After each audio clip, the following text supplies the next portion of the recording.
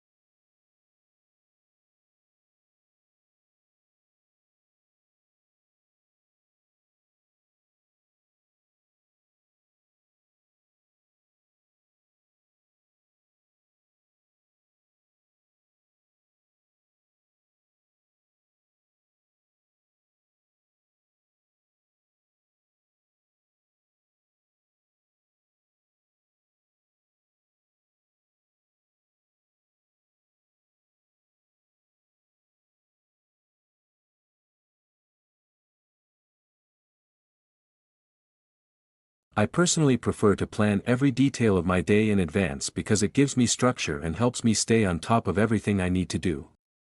When I wake up knowing exactly what's on my schedule, like classes, assignments, meals, and even short breaks, I feel more confident and in control.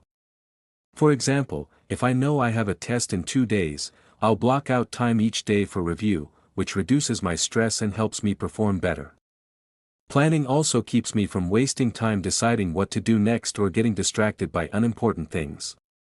I can prioritize my most important tasks and make sure I'm using my energy wisely throughout the day. While some people enjoy being spontaneous, I find that having a plan actually gives me more freedom in the long run because I finish what I need to do and still have time for fun and relaxation.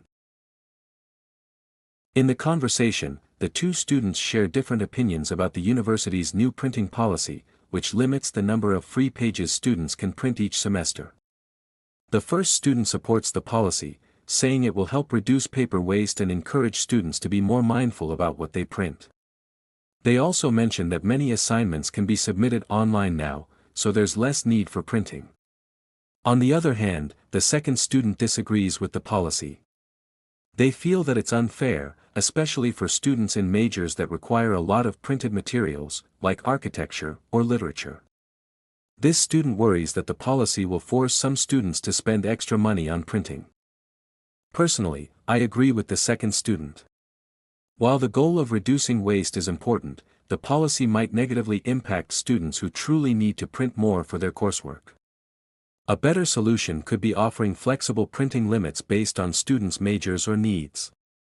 This way, the policy would be more fair while still promoting sustainability. The mere exposure effect is a psychological phenomenon discussed in the lecture, where people tend to develop a preference for things simply because they are familiar with them. In the lecture, the professor gives a couple of clear examples to illustrate this concept. First, she talks about how students often end up liking certain songs after hearing them repeatedly on the radio, even if they didn't like them at first. The repeated exposure makes the music feel more comfortable and enjoyable over time. Another example involves classroom settings. The professor describes an experiment where students rated a guest lecturer more positively if they had seen that person on campus multiple times before the lecture, even if they had never interacted. Just seeing someone frequently made them seem more likable. These examples show how familiarity alone can shape our preferences and attitudes, even without any logical reason or deep experience. It's a subtle but powerful effect on our perceptions and decision-making. In the lecture, the professor explains how animals adapt their behavior in response to seasonal changes in order to survive and thrive in different environmental conditions. One of the main examples she gives is migration. She mentions birds like geese that fly south for the winter to find warmer climates and more food, then return north in the spring when conditions improve. This helps them avoid harsh weather and food shortages. Another example is hibernation. The professor talks about bears that enter a deep sleep during the winter months. They slow down their metabolism and live off stored body fat, which allows them to conserve energy when food is scarce. She also explains how some animals change their diet. For instance, deer may eat leafy plants in the summer but switch to bark and twigs in the winter when vegetation is limited. Overall, these examples show that animals have developed various behavioral strategies to cope with seasonal changes, ensuring their survival and reproductive success throughout the year.